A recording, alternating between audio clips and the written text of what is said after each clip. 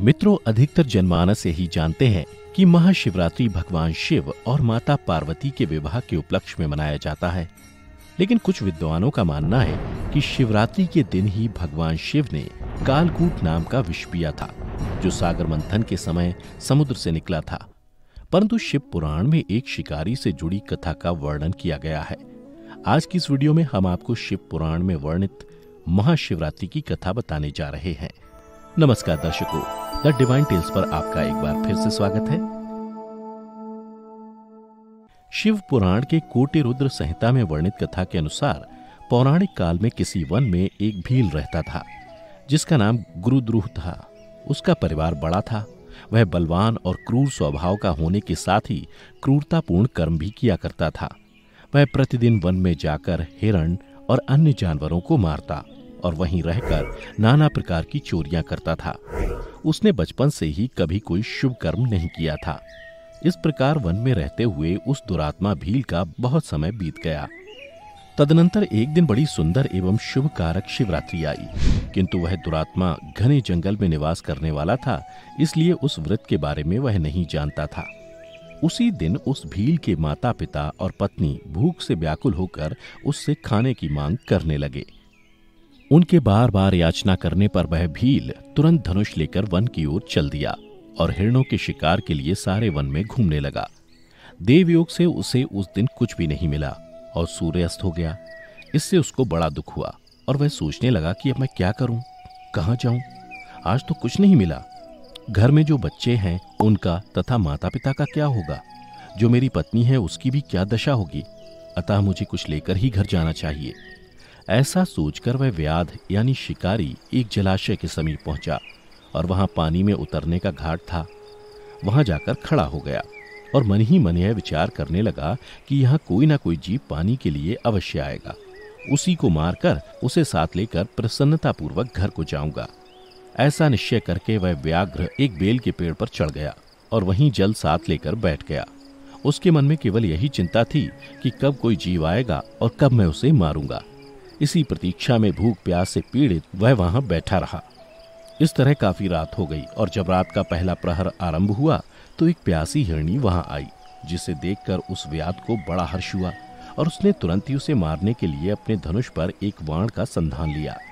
ऐसा करते हुए उसके हाथ के धक्के से थोड़ा सा जल और बिल्व पत्र नीचे गिर पड़े। उस पेड़ के नीचे शिवलिंग था, जिसके बारे में वह व्याध नहीं जानता था। इस तरह उस जल और बिल्व पत्र से शिव की प्रथम प्रहर की पूजा संपन्न हो गई। उस पूजा के महात्म्य से उस व्याघ्र का बहुत सा पाप तत्काल नष्ट हो गया। उधर वहां होने वाली खड़खड़ाहट की आवाज को सुनकर हिरणी ने भय से ऊपर की ओर देखा। व्याध को देखते ही वह व्याकुल हो गई और बोली, व्याध, तुम क्या करना चाहते हो? मेरे सामने सच सच बताओ। हिरणी की बातें सुनकर व्याध ने कहा, आज मेरे परिवार के लोग भूखे हैं, अतः तुमको मारकर मैं उनकी भूख मिटाऊंगा और उन्हें तृप्त करूंगा। व्याध का वह दारुण वचन सुनकर तथा दुष्ट भील को वाण ताने देख हिरणी सोचने लगी कि अब मैं क्या करूं, कहां जाऊं। अच्छा, कोई उपाय सोचती हूं। ऐसा विचार कर हिरणी बोली, व्याध, मेरे मांस से तुमको सुख होगा। इस अनर्थकारी शरीर के लिए इससे अधिक महान पुण्य का कार्य और क्या हो सकता है। उपकार करने वाले प्राणी को इस लोक में जो पुण्य होता है उसका 100 वर्षों में भी वर्णन नहीं किया जा सकता। परंतु इस समय मेरे सब बच्चे मेरे आश्रम में ही हैं। मैं उन्हें अपनी बहन को अथवा स्वामी को सौंपकर लौट आऊंगी। व्याध, तुम मेरी इस बात को मिथ्या ना समझो। मैं फिर तुम्हारे पास लौट आऊंगी, क्योंकि सत्य से ही धरती टिकी हुई है, सत्य से ही समुद्र अपनी मर्यादा में स्थित है और सत्य से ही निर्झरों से जल की धाराएं गिरती रहती हैं। सत्य में ही सब कुछ स्थित है।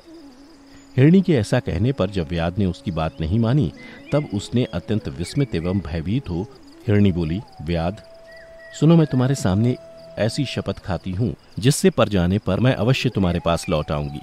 ब्राह्मण यदि वेद बेचे और तीनों काल संध्या वंदन ना करे तो उसे जो पाप लगता है, पति की आज्ञा का उल्लंघन करके स्वेच्छानुसार कार्य करने वाली स्त्रियों को जिस पाप की प्राप्ति होती है, किए हुए उपकार को ना मानने वाले, भगवान शंकर से विमुख रहने वाले तथा विश्वासघात और छल करने वाले लोगों को जो पाप लगता है, उसी पाप से मैं भी लिप्त हो जाऊं यदि लौट कर ना आऊं। इस तरह अनेक शपथ खाकर जब हिरणी चुपचाप खड़ी हो गई, तब उस व्याध ने उस पर विश्वास करके कहा, अच्छा, अब तुम अपने घर को जाओ। जब वह हिरणी बड़े हर्ष के साथ पानी पीकर अपने आश्रम मंडल में गई, इतने में ही रात का वह पहला प्रहर व्याध के जागते जागते ही बीत गया। तब उस हिरणी की बहन दूसरी हिरणी, जिसका पहली ने स्मरण किया था, उसी की राह देखती हुई जल पीने के लिए वहां आ गई। उसे देखकर भील ने स्वयं बाण को तरकश से खींचा। ऐसा करते समय पुनः पहले की भांति भगवान शिव के ऊपर जल और बिल्वपत्र गिरे। उसके द्वारा महात्मा शंभू की दूसरे प्रहर की पूजा संपन्न हो गई। यद्यपि वह प्रसंगवश ही हुई थी, तो भी व्याध के लिए सुखदायिनी हो गई। हिरणी ने उसे बाण खींचते देख पूछा, वनेचर, यह क्या करते हो? व्याध ने पूर्ववत उत्तर दिया, मैं अपने भूखे कुटुंब को तृप्त करने के लिए तुझे मारूंगा। यह सुनकर वह हिरणी बोली, मेरा देह धारण सफल हो गया, क्योंकि इस अनित्य शरीर के द्वारा उपकार होगा, परंतु मेरे छोटे छोटे बच्चे घर में हैं, अतः मैं एक बार जाकर उन्हें अपने स्वामी को सौंप दूं, फिर तुम्हारे पास लौट आऊंगी। हिरणी की बात सुनकर व्याध बोले, मुझे तुम्हारी बात पर विश्वास नहीं है, मैं तुम्हें मारूंगा, इसमें संशय नहीं है। व्याध की बातें सुनकर हिरणी भगवान विष्णु की शपथ खाती हुई बोली, व्याध, जो कुछ मैं कहती हूँ उसे सुनो। यदि मैं लौट कर ना आऊं तो अपना सारा पुण्य हार जाऊं, क्योंकि जो वचन देकर उससे पलट जाता है वह अपने पुण्य को हार जाता है। जो पुरुष अपनी विवाहिता स्त्री को त्याग कर दूसरी के पास जाता है, वैदिक धर्म का उल्लंघन करके कपोल कल्पित धर्म पर चलता है, भगवान विष्णु का भक्त होकर शिव की निंदा करता है, माता पिता की निधन तिथि को श्राद्ध आदि न करके उसे सूना बिता देता है, तथा मन में संताप का अनुभव करके अपने दिए हुए वचन को पूरा करता है, ऐसे लोगों को जो पाप लगता है वही मुझे भी लगे, यदि मैं लौट कर ना आऊं। हिरणी के ऐसा कहने पर व्याध ने कहा, जाओ। उसके बाद हिरणी जल पीकर हर्षपूर्वक अपने आश्रम को गई। इतने में ही रात का दूसरा प्रहर भी व्याध के जागते जागते बीत गया। इसी समय तीसरा प्रहर आरंभ हो जाने पर हिरणी के लौटने में बहुत विलंब हुआ जान व्याध उसकी खोज करने लगा। इतने में ही उसने जल के मार्ग में एक हिरण को देखा। वह बड़ा हष्टपुष्ट था। उसे देखकर व्याध को बड़ा हर्ष हुआ और वह धनुष पर बाण रखकर उसे मार डालने को उद्यत हुआ। ऐसा करते समय उसके प्रारब्धवश कुछ जल और बिल्वपत्र शिवलिंग पर गिरे। उससे उसके सौभाग्य से भगवान शिव की तीसरे प्रहर की पूजा भी संपन्न हो गई। इस तरह भगवान ने उस पर अपनी दया दिखाई। पत्तों के गिरने की आवाज सुनकर उस हिरण ने व्याध की ओर देखा और पूछा, क्या करते हो? व्याध ने उत्तर दिया, मैं अपने कुटुंब को भोजन देने के लिए तुम्हारा वध करूंगा। व्याध की बात सुनकर हिरण के मन में बड़ा हर्ष हुआ और तुरंत ही बोले, मैं धन्य हूं, मेरा हष्टपुष्ट शरीर होना सफल हो गया, क्योंकि मेरे शरीर से आप लोगों की तृप्ति होगी। जिसका शरीर परोपकार के काम में नहीं आता, उसका सब कुछ व्यर्थ चला गया। जो सामर्थ्य रहते हुए भी किसी का उपकार नहीं करता, उसकी वह सामर्थ्य व्यर्थ चली जाती है तथा वह परलोक में नरकगामी होता है। परंतु एक बार मुझे जाने दो, मैं अपने बालकों को उनकी माता के हाथ में सौंपकर और उन सबको धीरज बंधाकर यहाँ लौट आऊंगा। उसके ऐसा करने पर व्याध मन ही मन बड़ा विस्मित हुआ। उसका हृदय कुछ शुद्ध हो गया था और उसके सारे पाप नष्ट हो चुके थे। उसने हिरण से कहा, जो यहाँ आए वे सब तुम्हारी तरह बातें बनाकर चले गए, परंतु वे अभी तक यहाँ नहीं लौटे। हिरण, तुम भी इस समय संकट में हो, इसलिए झूठ बोलकर चले जाओ, फिर आज मेरा जीवन निर्वाह कैसे होगा? व्याध की बातें सुनकर हिरण बोले, व्याध, मैं जो कुछ कहता हूं उसे सुनो। मुझ में असत्य नहीं है। सारा चराचर ब्रह्मांड सत्य से ही टिका हुआ है। जिसकी वाणी झूठी होती है उसका पुण्य उसी क्षण नष्ट हो जाता है। तथापि व्याध, तुम मेरी सच्ची प्रतिज्ञा सुनो। संध्या काल में मैथुन तथा शिवरात्रि के दिन भोजन करने से जो पाप लगता है, झूठी गवाही देने, धरोहर को हड़प लेने तथा संध्या न करने से द्विज को जो पाप होता है, वही पाप मुझे भी लगे, यदि मैं लौट कर ना आऊं। जिसके मुख से कभी शिव का नाम नहीं निकलता, जो सामर्थ्य रहते हुए भी दूसरों को उपकार नहीं करता, पर्व के दिन श्रीफल तोड़ता, अभक्ष्य भक्षण करता तथा शिव की पूजा किए बिना और भस्म लगाए बिना भोजन कर लेता है, इन सब का पातक मुझे लगे, यदि मैं लौट कर ना आऊं। उसकी बात सुनकर व्याध ने कहा, जाओ, शीघ्र लौटना। व्याध के ऐसा कहने पर हिरण पानी पीकर चला गया। वे सब अपने आश्रम पर मिले। तीनों ही प्रतिज्ञाबद्ध हो चुके थे। आपस में एक दूसरे के वृत्तांत को भली भांति सुनकर सत्य के पाश से बंधे हुए उन सब ने यही निश्चय किया कि वहां अवश्य जाना चाहिए। इस निश्चय के बाद वहां बालकों को आश्वासन देकर वे सब के सब जाने के लिए उत्सुक हो गए।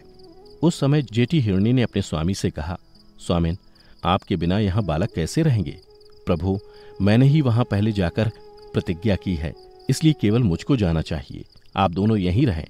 उसकी ये बात सुनकर छोटी हिरणी बोली, बहन, मैं तुम्हारी सेविका हूं, इसलिए आज मैं व्याध के पास जाती हूं, तुम यहीं रहो। यह सुनकर हिरण बोले, मैं ही वहां जाता हूं, तुम दोनों यहां रहो, क्योंकि बच्चों की रक्षा माता से ही होती है। स्वामी की यह बात सुनकर दोनों हिरणी बोली, प्रभु, पति के बिना इस जीवन को धिक्कार है। तब उन सब ने अपने बच्चों को सांत्वना देकर उन्हें पड़ोसियों के हाथ में सौंप दिया और स्वयं शीघ्र ही उस स्थान को प्रस्थान किया जहां वह व्याध शिरोमणि उनकी प्रतीक्षा में बैठा था। उन्हें जाते देख उनके सब बच्चे पीछे पीछे चले आए। उन्होंने यह निश्चय कर लिया था कि माता पिता की जो गति होगी वही हमारी भी हो। उन सबको एक साथ आया हुआ देख व्याध को बड़ा हर्ष हुआ। उसने धनुष पर बाण रखा। उस समय पुनः जल और बिलपत्र शिव के ऊपर गिरे। इससे शिव के चौथे प्रहर की शुभ पूजा भी संपन्न हो गई। उस समय व्याध का सारा पाप तत्काल भस्म हो गया। इतने में ही दोनों हिरणी और हिरन बोल उठे, व्याध शिरोमणि, शीघ्र कृपा करके हमारे शरीर को